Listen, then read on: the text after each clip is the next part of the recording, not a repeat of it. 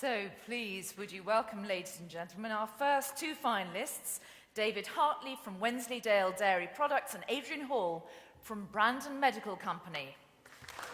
David,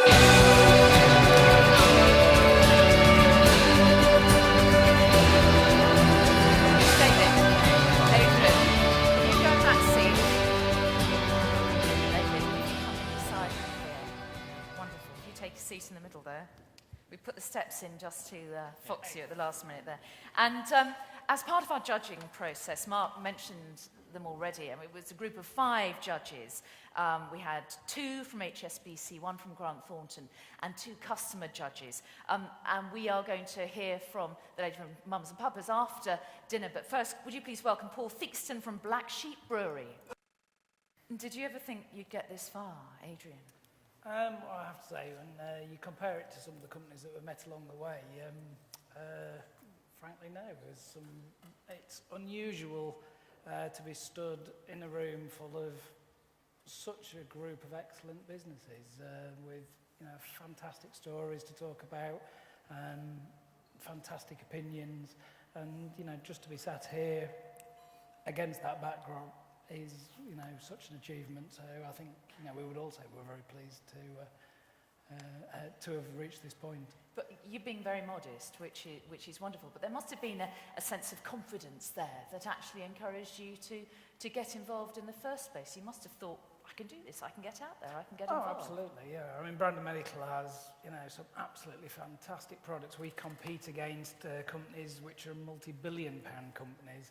And our company's a £7-8 million company. We know we've got good products, we've got a fantastic story, and our challenge is how to project that. And associations with programs like this, and HSBC, which has the global reach that it does. What a fantastic opportunity for businesses like ours. I imagine that at the moment, it is clearly a very tough time to be a businessman. And actually what David's talking about is almost kind of having the courage and the time and the space to lift your eyes and kind of take a look around, in a sense, to be more strategic. Do you think that would be an accurate description of the process in a sense? Oh, absolutely. I'd echo what David said. And I think everybody that was there in Mexico said, to take a week to bounce ideas off other intelligent, inspirational, insightful people, and to spend some time with your own thoughts. The trouble is, in our type and scale of businesses, they are all consuming, they are life passions. And sometimes you need to stop, get your head up and look at the wider picture that's around you. And taking yourself into a different place and a different culture is an excellent way of doing that. What about you, Adrian? What did you make of Mexico City? Well, we actually have a distributor in Mexico, and in fact this afternoon Alexander has been on the phone to us, and looks like he's closed an order with one of their military establishments for a couple of operating theatres. We've been working with them for about 7 years, and it is a completely different marketplace. It's very much about relationship. You sit down and you will have 2 hours of talking about dinner and family, and and business follows on.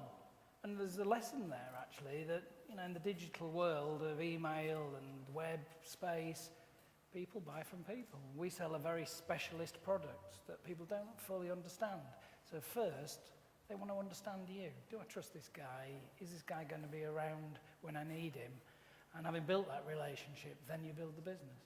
And actually, that's not a bad lesson to translate into the rest of your business and anybody's business.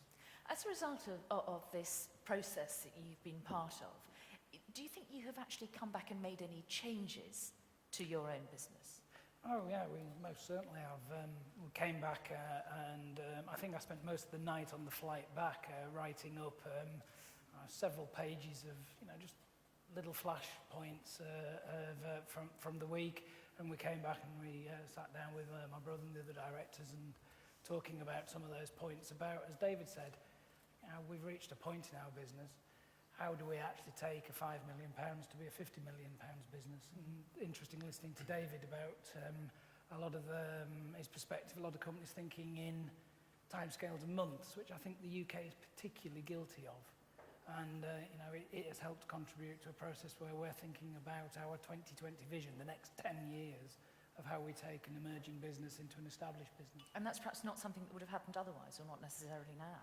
The process of sitting and taking time to think and bounce off other people has definitely helped sort of push that agenda along and given us clarity, I think.